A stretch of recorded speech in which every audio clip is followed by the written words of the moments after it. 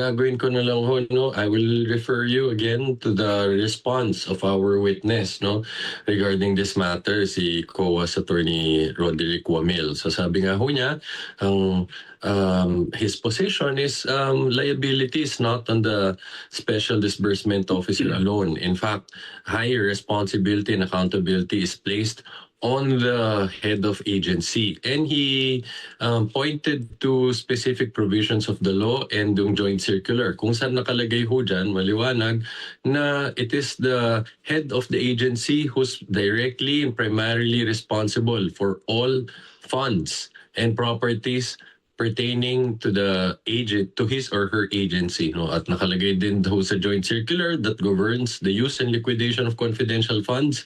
Ang head of agency, siya ho ang inaatasan, no, na siguraduhin na yung liquidation process under that joint circular will be properly and strictly observed. Nakalagay din ho dyan, meron din siyang also responsibility to directly supervise the use of confidential funds, no? At makikita din natin dun sa mga napakadaming certifications and different liquidation reports documents na pinirmahan ng Vice Presidente, nakalagay doon she's accountable for the use of those confidential funds. So again, this is not my words. These are the words of Attorney Roderick Wamil, nasabi niya, ang head of agency ang mas may mataas na pananagutan dyan.